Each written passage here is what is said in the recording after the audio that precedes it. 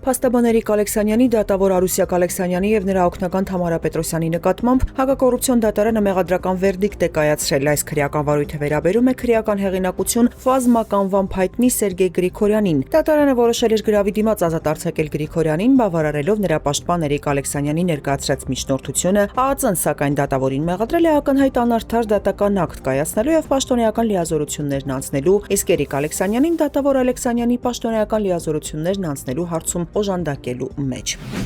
Փաստաբան Ռուբեն Հակոբյանի գործով երրորդ մեղադրելի նկատմամբ խափանման միջոց է ընտրվել բացակայելու արգելքը, խոսքը սուտ ցուցմունք տալու մեջ մեղադրվող Լոռու մարզում 2021 թվականի մարտին տեղի ունեցած սպանության գործով առանցքային վկայի Անահիտ Մ-ի մասին է։ Նույն գործի շրջանակում փաստաբան Ռուբեն Հակոբյանը տնային կալանքի տակ է, մեկ այլ անձ տեղի ունեցած ողբերգության գործով մեղադրյալի եղբայրը կալանավորված։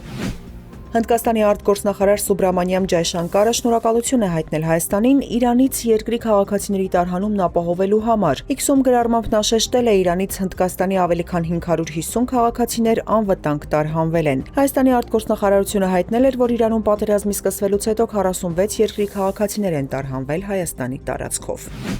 Բեռլինը չի տեսնում ՆԱՏՕ-ի դերը Հորմուզի նեղուցի շրջափակման կարգավորման հարցում, հայտարարել է Գերմանիայի արտգործնախարար Յոհան Վադեֆուլը։ Նա Միացյալ Նահանգներին ու Իսրայելին կոչ է արել ավելի շատ տեղեկատվություն տրամադրել Իրանի դեմ պատերազմի հետագա ընթացքի վերաբերյալ։ Միաժամանակ Գերմանիայի կանցլերի խոսնակը հայտարարել է, որ Մերձավոր Արևելքում պատերազմը, որը սկսվել է Իրանի վրա Միացյալ Նահանգների և Իսրայելի հարվածներով, ոչ մի կապ չունի ՆԱՏՕ-ի հետ և ՆԱՏՕ-ի պատերազմը չէ։ Ըստ նրա ՆԱՏՕ-ն տարածքների պաշտպանության դաշինք է և ՆԱՏՕ-ի տեղակայման մանդատը բացակայում է ներկայիս իրավիճակում։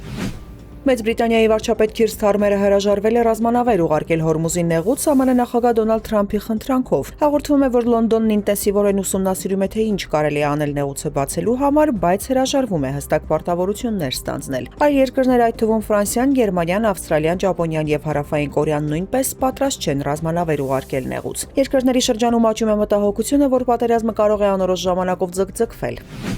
Հունգարիան կշարունակի արգելափակել Ուկրաինային վարկի տրամադրումը և Ռուսաստանի դեմ պատժամիջոցների հերթական փաթեթի հաստատումը, քանի դեռ չեն վերսկսվել դրուժբա խողովակաշարով ռուսական նավթի մատակարարումները, հայտարարել է այդ երկրի արտգործնախարար Պետեր Սիարտոն։ Ինչ վերաբերում է Եվրամիության անդամակցությանը, ապա Ուկրաինան կարող է պարզապես մոռանալ այդ մասին, հավելել է հունգարացի պաշտոնյան։ Հունգարիան և Սլովակիան Ուկրաինային մեղադրում են դրուժբա խողովակաշարով ռուսական նավթի մատակարարումները քաղաքական պատճառներով չվերսկսելու համար։ Կիևը հայտարարում է, որ խողովակաշարը վնասվել է ռուսական հարվածներից։